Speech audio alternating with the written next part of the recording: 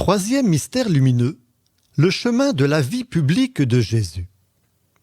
Ça y est, tes premiers pas ont quitté Nazareth pour annoncer la bonne nouvelle de la vie. Pour aller où? N'importe où. Avec qui? Avec mes apôtres et quelques personnes. Ton but? Mettre des gens en chemin vers le royaume de mon Père. Les pauvres et les pécheurs avaient trouvé en toi un ami. Les riches et les bien portants, un ennemi. Tu dérangeais, tu sais.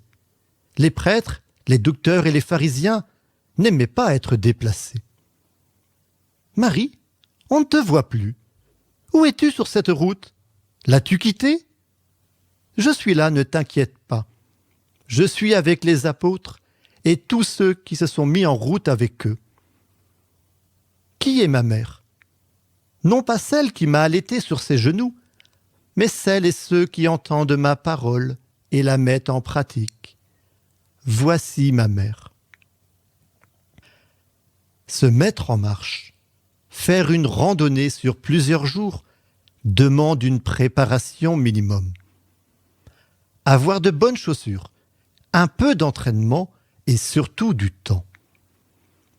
Combien d'autres sollicitations peuvent se présenter à nous et nous retirer ce temps précieux que nous avions pensé dégager pour cheminer? Bien sûr, il y a toujours ce combat entre notre petit ange et le petit démon. Mais il y a aussi les questions de nos proches, de nos amis. Pourquoi? Avec qui? Pour aller où? Quand tu rentres? Etc. Ou pire, tu ferais mieux d'abandonner et de venir t'éclater avec nous. N'importe où. Dans la vie chrétienne, ce n'est pas tant la destination, les réponses à toutes ces questions qui sont premières. Ce qui importe, c'est se mettre en chemin.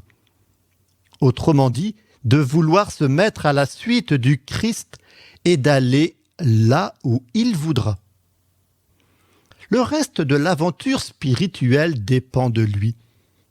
C'est l'abandon. Mais attention, l'abandon n'est pas le quiétisme.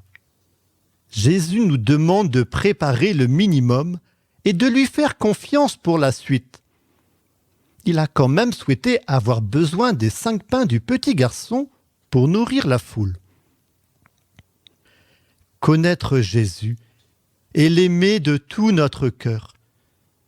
Voilà le vrai sac du pèlerin.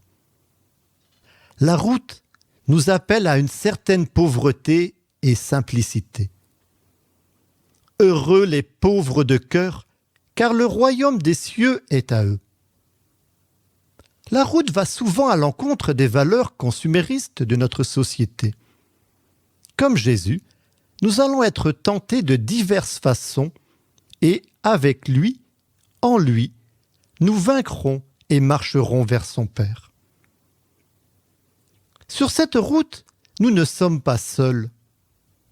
Une multitude de témoins ont aplani le sol pour nous. Profitons de cette fête de la Toussaint pour leur prendre un peu la main. Et recherchons plus encore celle qui a donné naissance au chemin, à la vérité et à la vie, la bienheureuse Vierge Marie. Marie a aussi cherché Jésus sur sa route. D'abord avec Joseph, quand il avait 12 ans. Puis, au début de son ministère public, avec toute sa famille qui pensait qu'il avait perdu la tête. Marie est là. Au-delà de ses inquiétudes qui reçoivent les nôtres, elle fait totalement confiance à Jésus, au point de s'unir totalement à lui par sa volonté, son intelligence et son cœur. Il n'y a pas de route sans elle, mais elle s'effacera toujours pour laisser la première place à son Fils. Marie est celle qui peut le mieux nous aider à réaliser nous aussi cette union au cœur miséricordieux de Jésus par notre petitesse. Voici son secret. Écoutez et méditez la parole de Dieu puis la mettent en pratique dans tous les actes du quotidien. Je vous salue Marie, pleine de grâce. Le Seigneur est avec vous. Vous êtes bénie entre toutes les femmes, et Jésus, le fruit de vos entrailles, est béni. Sainte Marie, Mère de Dieu, priez pour nous pauvres pécheurs, maintenant et à l'heure de notre mort. Amen.